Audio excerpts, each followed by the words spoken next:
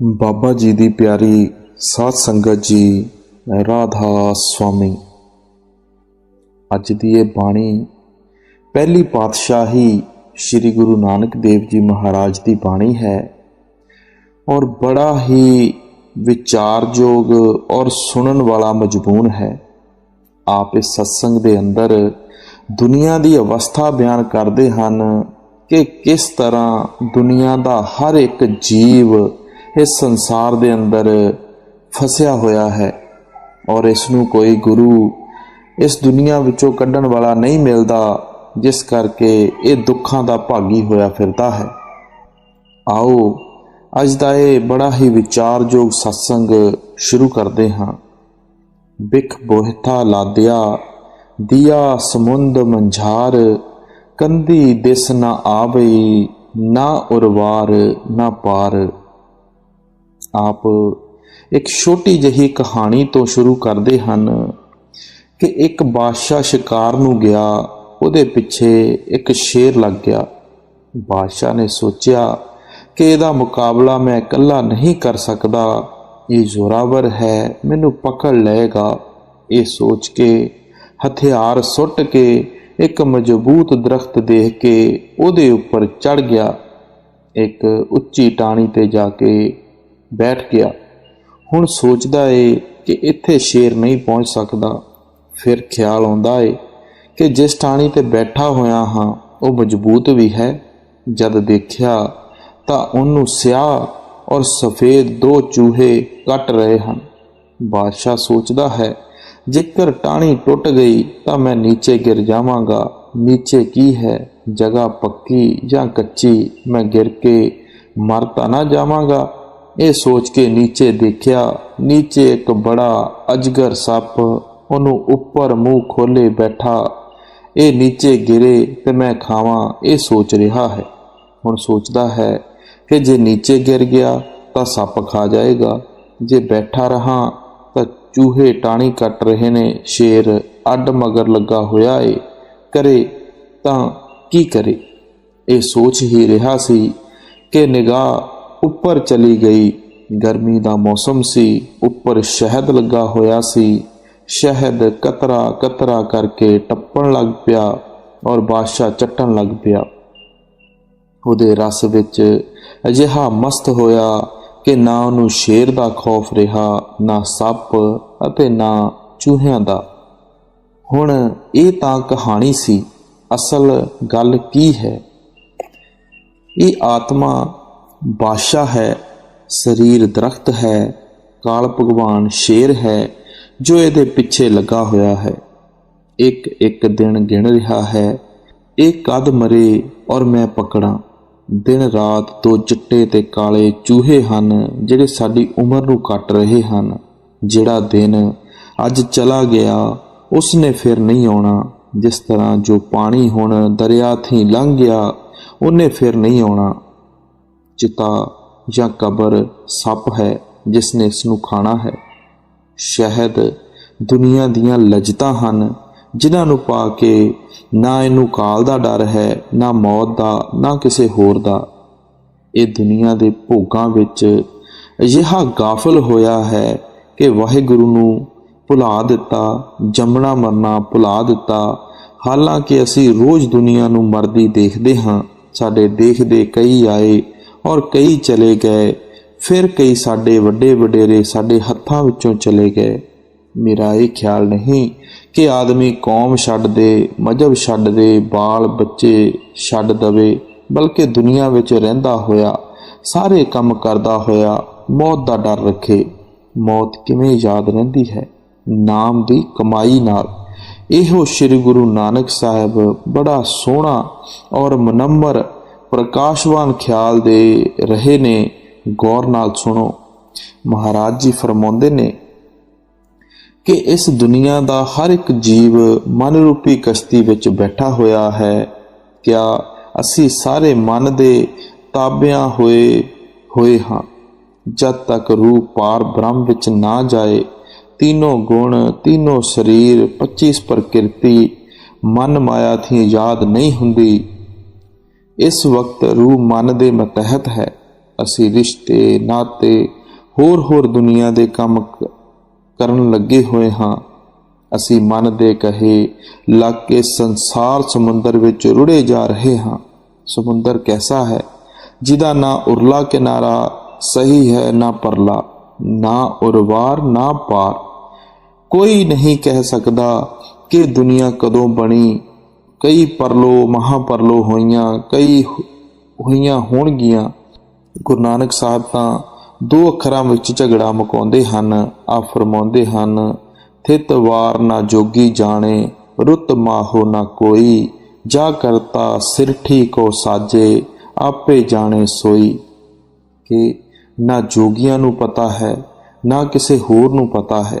ਜਿਸ ਮਾਲਕ ਨੇ ਇਹ ਸ੍ਰਿਸ਼ਟੀ ਬਣਾਈ ਹੈ ਉਹੀ ਜਾਣਦਾ ਹੈ। ਅਸੀਂ ਇੱਥੇ ਕਰੋੜਾਂ ਯੁੱਗਾਂ ਥੀ ਆਏ ਹੋਏ ਹਾਂ। ਜੇ ਰਾਹ ਮਿਲਿਆ ਹੁੰਦਾ ਤਾਂ ਇੱਥੇ ਨਾ ਬੈਠੇ ਹੁੰਦੇ। ਗ੍ਰੰਥ ਸਾਹਿਬ 84 ਲੱਖ ਜੀਆ ਜੂਨ ਬਿਆਨ ਕਰਦਾ ਹੈ।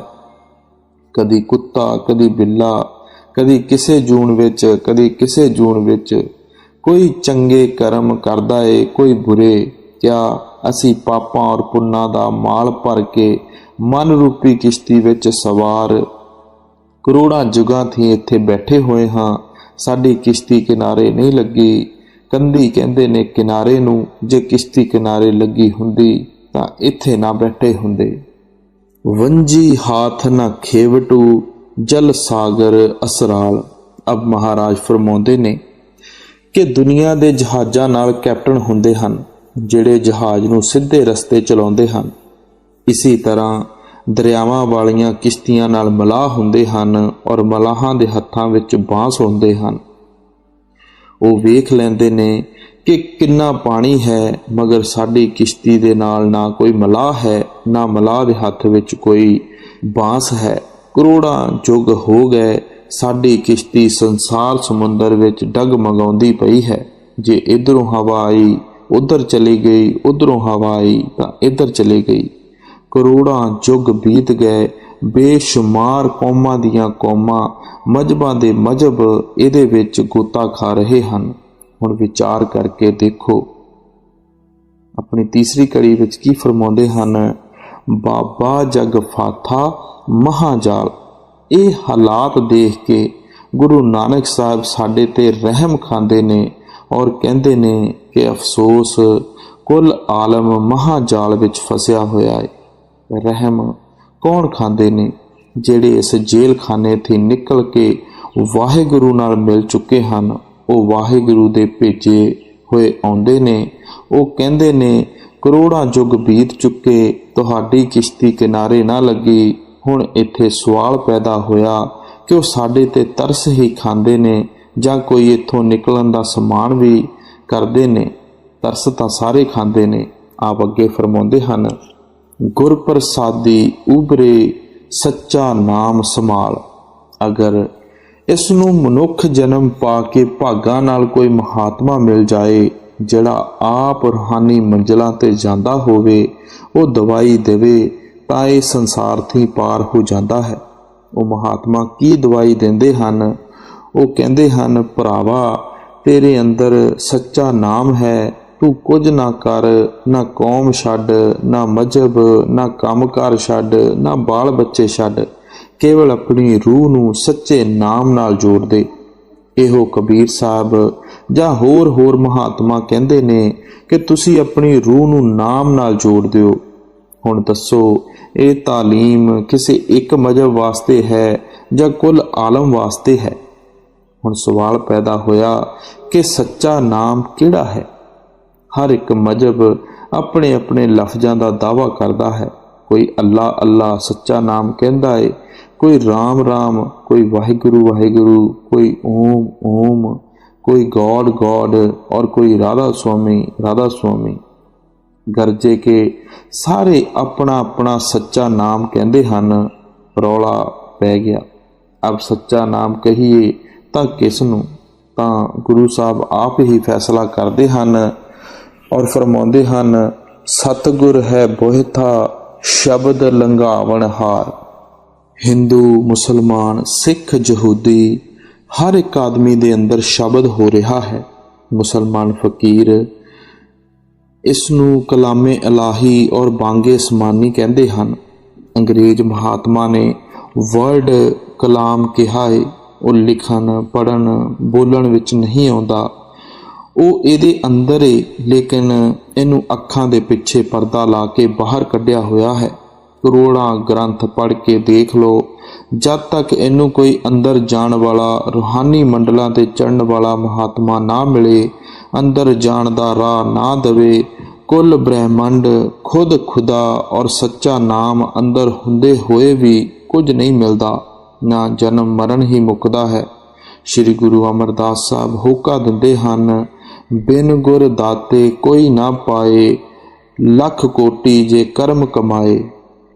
ਲੱਖਾਂ ਕਰੋੜਾਂ ਉਪਾਏ ਕਰ ਲਓ, ਲੇਕਿਨ ਜਦ ਤੱਕ ਗੁਰੂ ਕੋਲ ਨਾ ਜਾਓ ਕੁਝ ਨਹੀਂ ਮਿਲਦਾ। ਕਿਸੇ ਦੀ ਕੀ ਗੱਲ ਕਰਾਂ, ਮੈਂ ਖੁਦ 22 ਸਾਲ ਖੋਜਿਆ ਹੈ। ਜੇ ਭਾਈਆਂ ਨੂੰ ਪੁੱਛੋ ਤਾਂ ਉਹ ਕਹਿੰਦੇ ਨੇ ਪੜ੍ਹੀ ਜਾਓ, ਮਗਰ ਬਾਣੀ ਕਹਿੰਦੀ ਏ ਅੰਦਰ ਵੜੋ। ਜਿਹੜਾ ਅੰਦਰ ਜਾਣ ਵਾਲਾ ਮਹਾਤਮਾ ਹੈ ਉਹ ਮਲਾਹ ਹੈ, ਔਰ ਜਿਹੜਾ ਉਸ ਦਾ ਦਿੱਤਾ ਹੋਇਆ ਸ਼ਬਦ ਹੈ ਉਹ ਜਹਾਜ਼ ਹੈ। ਇਹੀ ਤਾਲੀਮ ਹੋਰਨਾਂ ਮਹਾਤਮਾ ਦੀ ਹੈ। ਹੁਣ ਇਸੇ ਮਜ਼ਬੂਨ ਨੂੰ ਜ਼ਿਆਦਾ ਖੋਲ੍ਹ ਕੇ ਬਿਆਨ ਕਰਦੇ ਹਨ। ਕਹਿੰਦੇ ਨੇ ਸ਼ਬਦ ਸਾਰੇ ਖੰਡਾਂ ਬ੍ਰਹਿਮੰਡਾਂ ਦੀ ਜਾਨਾਂ ਦੀ ਜਾਨ ਹੈ, ਅਖੰਡ ਕੀਰਤਨ ਹੈ, ਅੰਦਰ ਜਾਣ ਵਾਸਤੇ ਸਿੱਧੀ ਜਰਨੈਲੀ ਸੜਕ ਹੈ। ਫਿਰ ਸਤਿਗੁਰੂ ਇਹ ਨਹੀਂ ਕਹਿੰਦਾ ਕਿ ਤੂੰ ਇਕੱਲਾ ਜਾ, ਨਹੀਂ, ਉਹ ਨਾਲ ਤੁਰਦਾ ਹੈ। ਉਹ ਕਹਿੰਦਾ ਹੈ 9 ਦਰਵਾਜ਼ੇ ਛੱਡ ਮੈਂ ਨਾਲ ਹਾਂ। ਗੁਰਬਾਣੀ ਕਹਿੰਦੀ ਏ ਗੁਰੂ ਮੇਰੇ ਸੰਗ ਸਦਾ ਹੈ ਨਾਲੇ। ਜਦ ਤੱਕ ਸਤਿਗੁਰੂ ਰੂਹਾਨੀ ਮੰਡਲਾਂ ਤੇ ਨਾ ਲੈ ਜਾਏ ਇਹ 1 ਇੰਚ ਵੀ ਅੰਦਰ ਨਹੀਂ ਜਾ ਸਕਦਾ। ਜਿਹੜੇ ਅੰਦਰ ਜਾਂਦੇ ਹਨ ਉਹ ਇਸ ਰਮਜ ਨੂੰ ਜਾਣਦੇ ਹਨ। ਰਿਖੀਆਂ ਮੁਨੀਆਂ ਨੇ ਹਜ਼ਾਰਾਂ ਸਾਲ ਲਾਏ ਮਗਰ ਅੰਦਰ ਨਾ ਜਾ ਸਕੇ।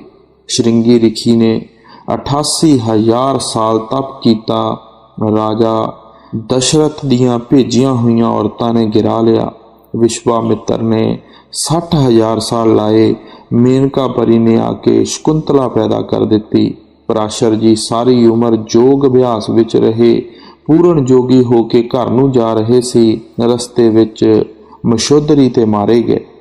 ਦੁਰਵਾਸ਼ਾ ਜੀ ਜਿਸ ਨੂੰ ਕ੍ਰਿਸ਼ਨ ਭਗਵਾਨ ਜੈਸੇ ਜੋਗੀ ਪੁਰਸ਼ ਮੰਨਦੇ ਸੀ, ਸਵਰਗਾਂ ਵਿੱਚ ਗਏ। ਉਰਵਸ਼ੀ ਨੇ ਠੱਗ ਲਿਆ। ਜਦ ਤੁਸੀਂ ਗੁਰੂ ਦੀ ਮਦਦ ਨਾਲ ਅੰਦਰ ਜਾਓ ਇਹ ਸਾਰੇ ਰਾਹ ਵਿੱਚ ਮਿਲਣਗੇ।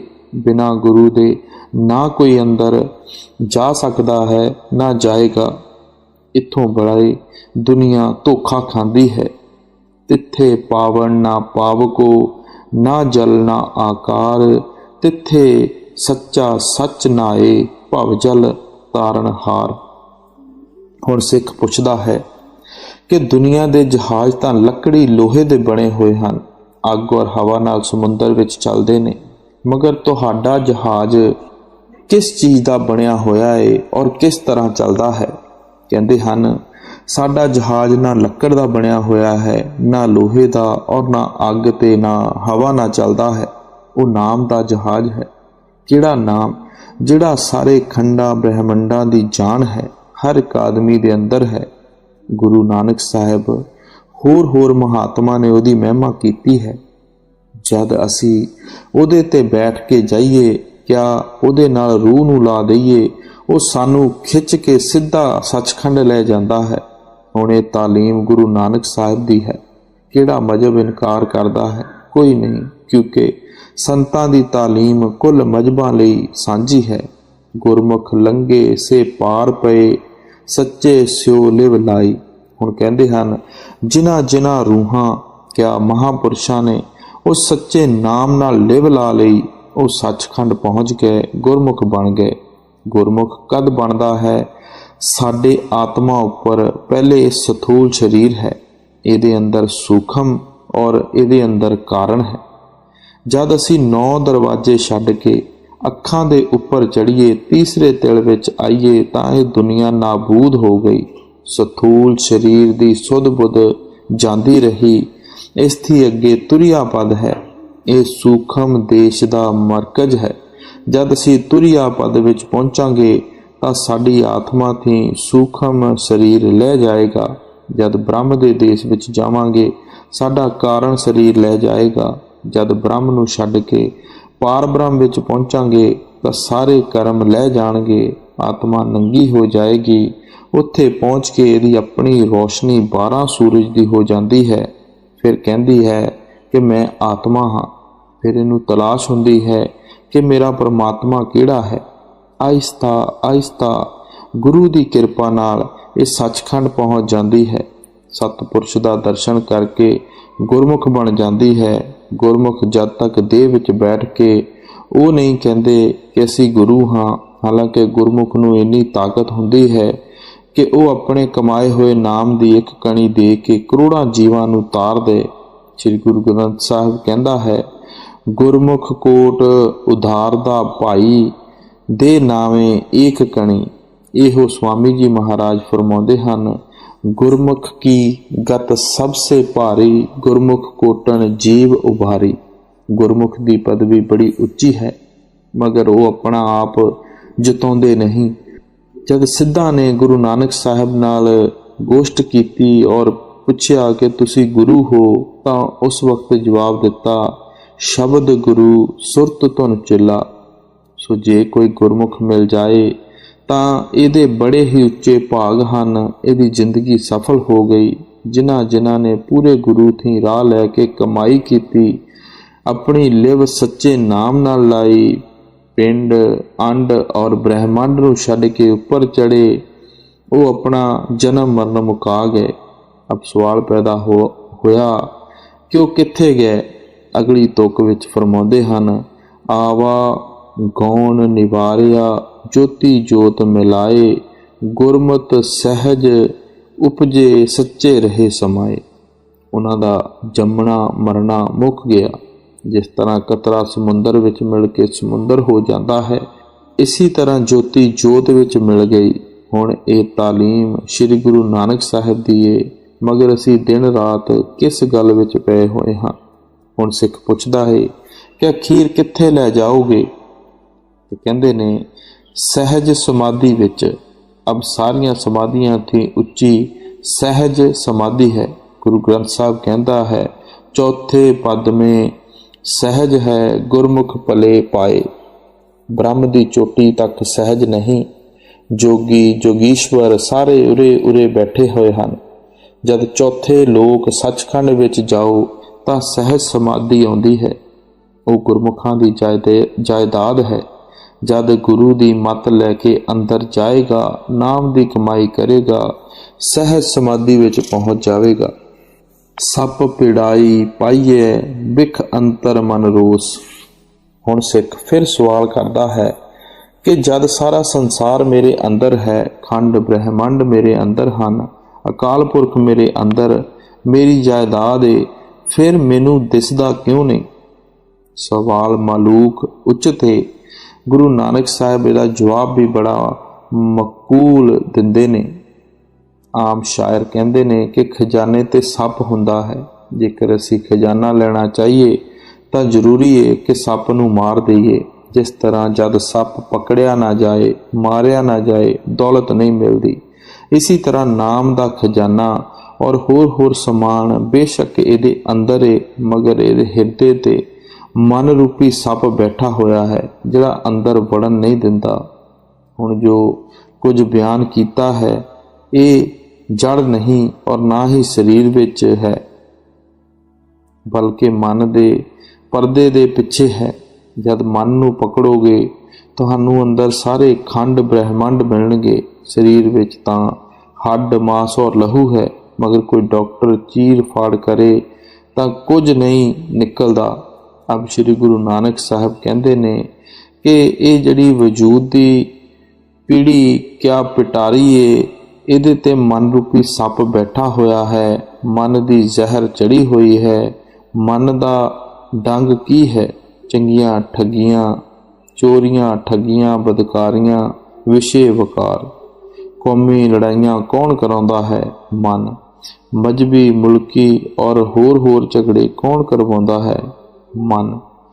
असी जिहड़े कर्म कीते वो भोग रहे हाँ, जिहड़े हुण कर रहे हाँ वो अगे भोगांगे।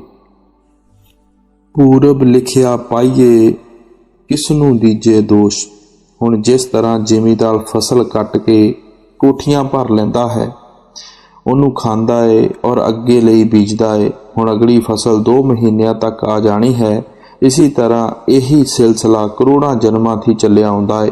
ਜਿਹੜਾ ਪਿੱਛੇ ਕੀਤਾ ਉਹ ਪ੍ਰਾਰਬਧ ਬਣ ਗਈ, ਜਿਹੜਾ ਹੁਣ ਜ਼ਰੂਰੀ ਭੋਗਣੀ ਏ। ਜਿਹੜਾ ਹੁਣ ਕਰਾਂਗੇ ਉਹ ਅਗਲੇ ਜਨਮ ਭੋਗਾਂਗੇ। ਕਹਿੰਦੇ ਹਨ ਕੁੱਲ ਆਲਮ ਮਨ ਦੇ ਕਹੇ ਲੱਗਦਾ ਹੈ, ਮਨ ਉਹਨਾਂ ਨੂੰ ਅੰਦਰ ਨਹੀਂ ਵੜਨ ਦਿੰਦਾ। ਅਗਰ ਕੋਈ ਸਾਡਾ ਇਸ ਦੁਨੀਆ ਤੇ ਦੁਸ਼ਮਣ ਹੈ ਤਾਂ ਮਨ, ਗੁਰੂ ਸਾਹਿਬ ਕਹਿੰਦੇ ਨੇ ਮਨ ਹੀ ਨਾਲ ਝਗੜਾ, ਮਨ ਹੀ ਨਾਲ ਸੱਤ। ਗੁਰੂ ਨਾਨਕ ਸਾਹਿਬ ਵੀ ਕਹਿੰਦੇ ਨੇ ਮਨ ਜੀਤੇ ਜਗ ਜੀਤ। ਹੁਣ ਦੁਨੀਆ ਵਿੱਚ ਕੀ ਹੋ ਰਿਹਾ ਹੈ ਔਰ ਕੌਣ ਕਰਵਾਉਂਦਾ ਹੈ? ਮਨ। ਗੁਰਮੁਖ ਗਰੜ ਜੇ ਸੁਣੇ, ਮੰਨੇ ਨਾ ਉਹ ਸੰਤੋਖ। ਸਿੱਖ ਫਿਰ ਪ੍ਰਸ਼ਨ ਕਰਦਾ ਹੈ, ਮਨ ਤਾਂ ਸਾਰੇ ਜਹਾਨ ਦੇ ਹਿਰਦੇ ਤੇ ਬੈਠਾ ਹੋਇਆ ਹੈ ਔਰ ਸਾਰਿਆਂ ਨੂੰ ਤਬਾਹ ਕਰ ਰਿਹਾ ਹੈ, ਕਿ ਇਹਦੀ ਕੋਈ ਦਬਾਅ ਵੀ ਹੈ ਕਿ ਨਹੀਂ? ਕਹਿੰਦੇ ਨੇ ਹਾਂ ਹੈ। ਜਿਸ ਤਰ੍ਹਾਂ ਸਾਡੇ ਪੰਜਾਬ ਵਿੱਚ ਕਿਸੇ ਨੂੰ ਸੱਪ ਲੜ ਜਾਏ ਤਾਂ ਅਸੀਂ ਕਿਸੇ ਮਦਾਰੀ ਨੂੰ ਬੁਲਾਉਂਦੇ ਹਾਂ, ਉਹ ਆ ਕੇ ਝਾੜ ਕਰਦਾ ਏ। ਅਸੀਂ ਮਾਂਦਰੀ ਨੂੰ ਕਹਿੰਦੇ ਹਾਂ ਗਰੜ, ਜਿਹੜਾ ਉਹ ਝਾੜਾ ਕਰਦਾ ਏ ਉਹਨੂੰ ਕਹਿੰਦੇ ਹਾਂ ਗਰੜ। ਇसी तरह ਜਿਹੜਾ ਗੁਰਮੁਖ ਹੈ ਉਹ ਗਾਰੜੂ ਹੈ, ਔਰ ਗਰੜ ਕਿਆ ਹੈ? ਦਵਾਈ ਹੈ। ਸ਼ਬਦ ਗੁਰਮੁਖ ਕੀ ਉਪਦੇਸ਼ ਕਰ ਦਿੰਦੇ ਹਨ? ਆਪਣੀ ਸੁਰਤ ਨੂੰ ਸ਼ਬਦ ਨਾਲ ਜੋੜ ਦੇ। ਜੇ ਗੁਰਮੁਖਾਂ ਦੀ ਦਵਾਈ ਖਾਏ ਤਾਂ ਮਨ ਵਸ ਵਿੱਚ ਆ ਜਾਏਗਾ, ਜੰਮਣਾ ਮਰਨਾ ਮੁੱਕ ਜਾਵੇਗਾ। ਗੁਰਮੁਖ ਮਨ ਰੂਪੀ ਸੱਪ ਦੇ ਡਾਕਟਰ ਹਨ। ਉਹ ਕਹਿੰਦੇ ਨੇ ਤੂੰ ਕੁਝ ਨਾ ਕਰ, ਤੇਰੇ ਅੰਦਰੋਂ ਉੱਪਰੋਂ ਧੁਨ ਆ ਰਹੀ ਹੈ, ਉਹਨੂੰ ਪਿਆਰ ਨਾਲ ਸੁਣ, ਉਹਦੀ ਲੱਜਤ ਲੈ, ਮਨ ਵਸ ਵਿੱਚ ਆ ਜਾਵੇਗਾ। ਆਸਾਨ ਥੀ ਆਸਾਨ ਹੈ। ਮਗਰ ਮਸ਼ ਫਹਾਈਏ ਕੁੰਡੀ ਜਾਲ ਬਤਾਏ। ਅਬ ਸ਼੍ਰੀ ਗੁਰੂ ਨਾਨਕ ਸਾਹਿਬ ਫਰਮਾਉਂਦੇ ਹਨ ਔਰ ਸਮਝਾਉਂਦੇ ਹਨ ਕਿ ਤੂੰ ਆਤਮਾ ਹੈ, ਸਤਨਾਮ ਦੇ ਸਮੁੰਦਰ ਦੀ ਬੂੰਦ ਹੈ, ਤੂੰ ਕੋਈ ਛੋਟੀ ਚੀਜ਼ ਨਹੀਂ। ਮਨ ਦੇ ਕਹੇ ਲੱਗ ਕੇ ਮਿੱਟੀ ਪਲੀਤ ਕੀਤੀ ਹੋਈ ਹੈ। ਜਿਸ ਤਰ੍ਹਾਂ ਸਮੁੰਦਰ ਵਿੱਚ ਬੜੇ ਬੜੇ ਮਗਰਮੱਛ ਹੁੰਦੇ ਹਨ, ਉਹਨਾਂ ਨੂੰ ਆਪਣੀ ਤਾਕਤ ਦੀ ਖਬਰ ਨਹੀਂ। ਜੇ ਉਹ ਜਹਾਜ਼ ਨੂੰ ਇੱਕ ਟੱਕਰ ਮਾਰ ਦੇਣ ਤਾਂ ਜਹਾਜ਼ ਦੇ ਟੁਕੜੇ ਟੁਕੜੇ ਹੋ ਜਾਣ। ਸ਼ਿਕਾਰੀ ਕੁੰਡੀ ਨੂੰ ਆਟਾ ਲਾ ਜਾਂ ਗੋਸ਼ਤ ਲਾ ਕੇ ਸਮੁੰਦਰ ਵਿੱਚ ਸੁੱਟ ਦਿੰਦੇ ਹਨ। ਉਹ ਲਾਲਚ ਦੇ ਮਾਰੇ ਕੁੰਡੀ ਮੂੰਹ ਵਿੱਚ ਪਾ ਲੈਂਦੇ ਨੇ।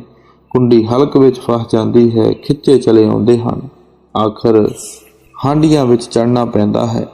ਇਸੇ ਤਰ੍ਹਾਂ ਆਤਮਾ ਦਾ ਹਾਲ ਹੈ। ਇਹੀ ਸਾਰਿਆਂ ਥੀ ਉੱਚਾ ਹੋ ਕੇ ਨਰਕ ਔਰ ਸਵਰਗ ਭੋਗਦਾ ਫਿਰਦਾ ਹੈ। ਕੁੱਤਾ ਬਿੱਲਾ ਬਾਂਦਰ ਬਣਿਆ ਫਿਰਦਾ ਹੈ, ਕਦੀ ਕਿਸੇ ਜੂਨ ਵਿੱਚ ਕਦੀ ਕਿਸੇ ਜੂਨ ਵਿੱਚ। ਇਹਦੀ ਆਪਣੀ ਮਿੱਟੀ ਪਲੀਤ ਨਹੀਂ ਤਾਂ ਹੋਰ ਕੀ ਹੈ? ਜਿਸ ਤਰ੍ਹਾਂ ਮਗਰਮੱਛ ਨੂੰ ਲਾਲਚ ਦੇ ਕੇ ਵਸ ਹੋ ਕੇ ਹਾਂਡੀ ਵਿੱਚ ਚੜ੍ਹਨਾ ਪਿਆ, ਇਸੇ ਤਰ੍ਹਾਂ ਆਤਮਾ ਨੂੰ ਦੁਨੀਆ ਦੇ ਮੋਹ ਜਾਲ ਵਿੱਚ ਆ ਕੇ ਦੁੱਖ ਕਲੇਸ਼ ਸਹਿਣੇ ਪਏ। ਇਹੀ ਤਾਲੀਮ ਸ੍ਰੀ ਗੁਰੂ ਨਾਨਕ ਸਾਹਿਬ ਦੀ ਵੀ ਹੈ। ਦੁਰਮਤ ਫਾਥਾ ਫਾਹੀਏ ਫਿਰ ਪਛੋਤਾਏ। ਮਗਰਮੱਛ ਨੂੰ ਕਿਸ ਨੇ ਫਸਾਇਆ? ਉਹਦੇ ਲਾਲਚ ਨੇ। ਇਸੇ ਤਰ੍ਹਾਂ ਇਹਨੂੰ ਕਿਹਨੇ ਫਸਾਇਆ? ਇਹਦੇ ਖੋਟੇ ਕਰਮਾਂ ਨੇ, ਵਿਸ਼ੇ ਵਕਾਰਾਂ, ਹੋਰ ਭੋਗਾਂ ਦੀਆਂ ਖਾਸ਼ਾਂ ਨੇ। ਇਹ ਜ਼ਹਿਰ ਵੀ ਖਾਈ ਜਾਂਦਾ ਹੈ ਔਰ ਹਾਏ ਹਾਏ ਵੀ ਕਰੀ ਜਾਂਦਾ ਹੈ, ਲੇਕਿਨ ਛੱਡਦਾ ਨਹੀਂ। ਜੰਮਣ ਮਰਨ ਨਾ ਸੂਝਈ, ਕਿਰਤ ਨਾ ਮੇਟਿਆ ਜਾਏ। ਅੱਖਾਂ ਦੇ ਪਿੱਛੇ ਪਰਦਾ ਲਾ ਕੇ ਇਹਨੂੰ ਬਾਹਰ ਕੱਢਿਆ ਹੋਇਆ ਹੈ। ਇਹ ਅੰਨਾ ਆਇਆ ਔਰ ਅੰਨਾ ਚਲਾ ਗਿਆ। ਇਹਨੂੰ ਇਹ ਵੀ ਨਹੀਂ ਪਤਾ ਕਿ ਮੈਂ ਕਿੱਥੋਂ ਆਇਆ ਹਾਂ ਔਰ ਕਿੱਥੇ ਜਾਣਾ ਹੈ। ਇਹ ਅੰਨਾ ਹੋ ਕੇ ਕਰਮ ਕਰੀ ਜਾਂਦਾ ਹੈ। ਕਰੋੜਾਂ ਯੁੱਗ ਬੀਤ ਗਏ, ਇੱਥੇ ਟੱਕਰਾਂ ਮਾਰਦਿਆਂ ਨੂੰ ਬਾਰ-ਬਾਰ ਜੰਮਦਾ ਔਰ ਮਰਦਾ ਏ। ਇਹਨੂੰ ਇੱਥੇ ਕਿਸ ਨੇ ਫਸਾਇਆ? ਇਹਦੇ ਕਰਮਾਂ ਨੇ, ਇਹਦੀ ਕਿਰਤ ਨੇ। ਆਪੇ ਕਰਮ ਕੀਤੇ, ਆਪੇ ਫਸ ਗਿਆ। ਹਉਮੈ ਬਿਖ ਪਾਏ ਜਗਤ ਉਪਾਇਆ, ਸ਼ਬਦ ਵਸੇ ਬਿਖ ਜਾਏ। ਕਹਿੰਦੇ ਹਨ ਕਿ ਸਾਰਾ ਸੰਸਾਰ ਹਉਮੈ ਦੇ ਜਾਲ ਵਿੱਚ ਫਸਿਆ ਹੋਇਆ ਹੈ।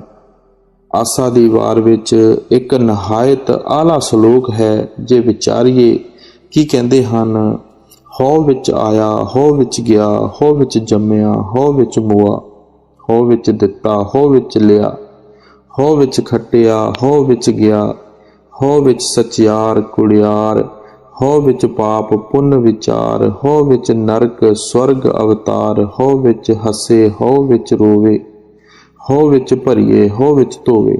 ਸਾਰਾ ਹਉਮੈ ਦਾ ਨਕਸ਼ਾ ਖਿੱਚਿਆ ਏ ਕਿ ਦੇਵੀ ਦੇਵਤਿਆਂ ਤੱਕ ਸਾਰਾ ਸੰਸਾਰ ਹਉਮੈ ਵਿੱਚ ਫਸਿਆ ਹੋਇਆ ਹੈ। ਸਭ ਕੁਝ ਕਹਿ ਕੇ ਆਖਰ ਕਹਿੰਦੇ ਹਨ, ਹਉਮੈ ਦੀਰਘ ਰੋਗ ਹੈ, ਦਾਰੂ ਵੀ ਇਸ ਮਾਹੇ। ਹਉਮੈ ਦੀ ਬਿਮਾਰੀ ਲਾਜ ਹੈ, ਮਿੱਠੀ ਤਪਦਿਕ ਹੈ, ਪਰ ਇਹਦੀ ਦਵਾ ਵੀ ਹੈ ਕਿ ਕਿਰਪਾ ਕਰੇ ਜੇ ਆਪਣੀ ਤਾਂ ਗੁਰ ਕਾ ਸ਼ਬਦ ਕਮਾਏ। ਕਿ ਜਦ ਵਾਹਿਗੁਰੂ ਕਿਸੇ ਨੂੰ ਕੱਢਣਾ ਚਾਹੁੰਦਾ ਏ ਤਾਂ ਉਹ ਕਿਸੇ ਗੁਰੂ ਦਾ ਮਿਲਾਪ ਕਰਾਉਂਦਾ ਏ। ਗੁਰੂ ਕਹਿੰਦਾ ਹੈ, ਤੇਰੇ ਅੰਦਰ ਸ਼ਬਦ ਹੈ, ਆਪਣੀ ਸੁਰਤ ਨੂੰ ਉਹਦੇ ਨਾਲ ਜੋੜ ਦੇ। ਜਦ ਸ਼ਬਦ ਦੀ ਲੱਜਤ ਆਵੇਗੀ, ਮਨ ਕਾਬੂ ਆ ਜਾਵੇਗਾ, ਸਾਰੀ ਜ਼ਹਿਰ ਉਤਰ ਜਾਵੇਗੀ। ਜਦ ਗੁਰੂ ਨਾਨਕ ਸਾਹਿਬ ਜੋਗੀਆਂ ਨੂੰ ਮਿਲੇ, ਉਹਨਾਂ ਸਵਾਲ ਕੀਤੇ, ਕਿਤ ਬਿਦ ਪੁਰਖਾ ਜਨਮ ਵਟਾਇਆ, ਐ ਮਹਾਤਮਾ ਤੇਰਾ ਜਨਮ ਮਰਨ ਕਿਸ ਨੇ ਸੁਧਾਰਿਆ। ਕਹੇ ਕੋ ਤੁਝ ਇਹ ਮਨ ਲਾਇਆ, ਤੂੰ ਕੀ ਅਭਿਆਸ ਕਰਦਾ ਏ, ਆਪਣੇ ਮਨ ਨੂੰ ਕਿਹਦੇ ਨਾਲ ਲਾਇਆ ਏ। ਕਿਤ ਬਿਦ ਆਸਾ ਮਨਸਾ ਖਾਈ, ਤੇਰੀ ਆਸਾ ਮਨਸਾ ਕੀਕਨ ਮਰ ਗਈ। ਕਿਤ ਬਿਦ ਜੋਤ ਨਿਰੰਤਰ ਪਾਈ, ਤੇਰੇ ਅੰਦਰ ਜੋਤ ਕਿਸ ਨੇ ਪ੍ਰਗਟ ਕੀਤੀ। ਗੁਰੂ ਸਾਹਿਬ ਜਵਾਬ ਦਿੰਦੇ ਹਨ, ਸਤਿਗੁਰ ਕੇ ਜਨਮੇ ਗਵਨ ਮਟਾਇਆ। ਵੀ ਜਦ ਸਤਿਗੁਰੂ ਮਿਲਿਆ, ਜੰਮਣਾ ਮਰਨਾ ਮੁੱਕ ਗਿਆ। ਜਿਸ ਤਰ੍ਹਾਂ ਜਦ ਜ਼ਿਮੀਦਾਰ ਖੇਤ ਵਿੱਚ ਬੀਜ ਪਾ ਦਿੰਦਾ ਏ ਤਾਂ ਉਹਨੂੰ ਉਸ ਦਿਨ ਤੇ ਹੀ ਦਾਣਿਆਂ ਦੀ ਉਮੀਦ ਹੋ ਜਾਂਦੀ ਹੈ। ਅਨਹਤ ਰਾਤੇ ਇਹ ਮਨ ਲਾਇਆ ਕਿ ਜਦ ਸਤਿਗੁਰੂ ਮਿਲਿਆ, ਉਸਨੇ ਉਪਦੇਸ਼ ਦਿੱਤਾ ਕਿ ਆਪਣੀ ਸੁਰਤ ਨੂੰ ਸ਼ਬਦ ਨਾਲ ਲਾ ਦੇ।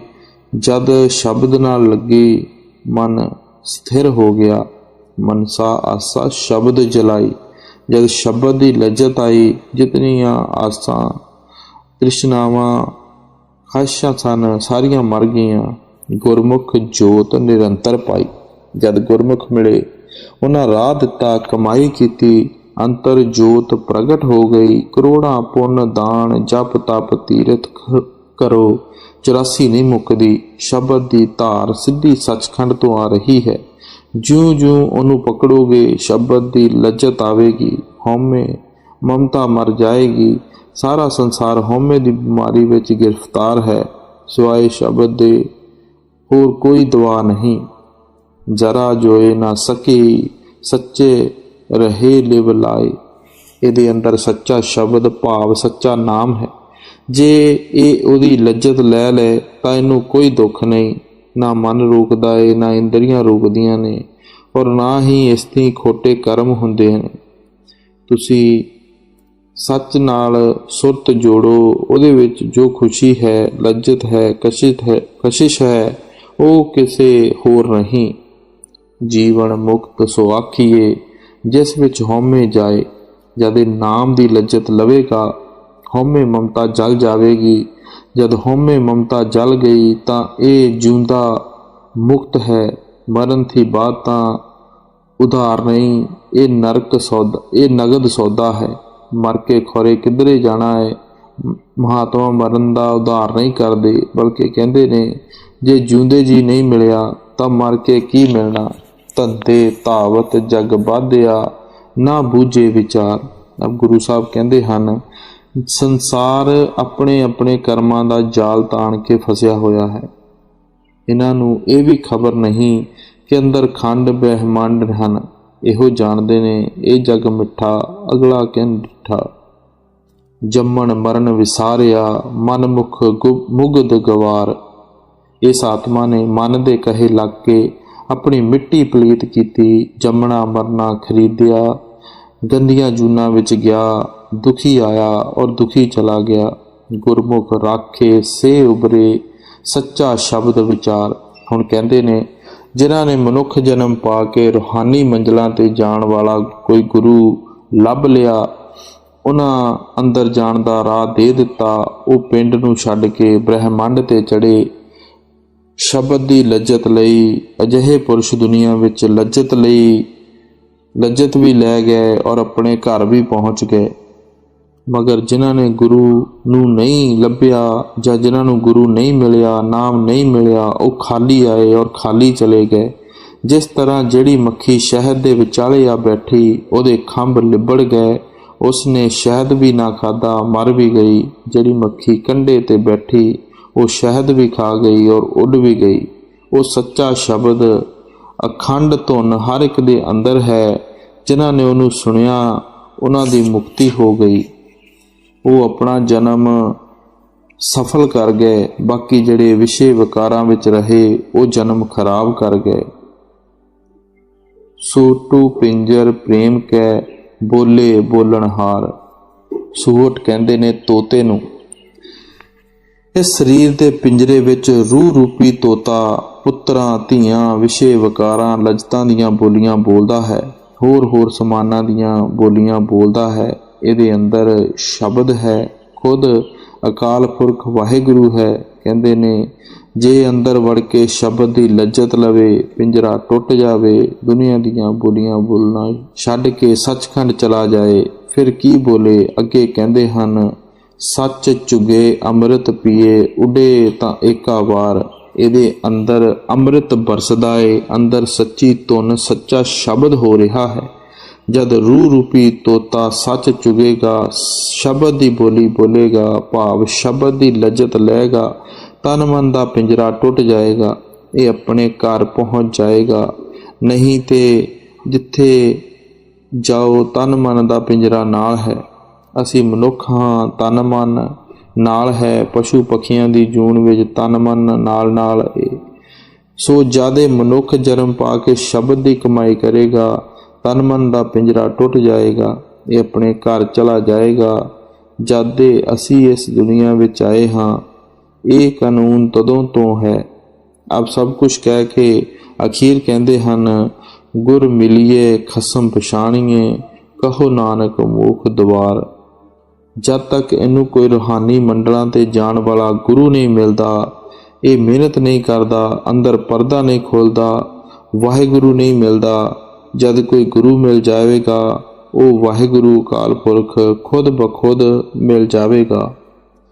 सो गुरु प्यारी साध संगत जी, अज दा ये छोटा जिहा सत्संग बड़ा ही विचारयोग सत्संग सी, जिस विच मन की हालत गुरु नानक साहिब ने बयान की।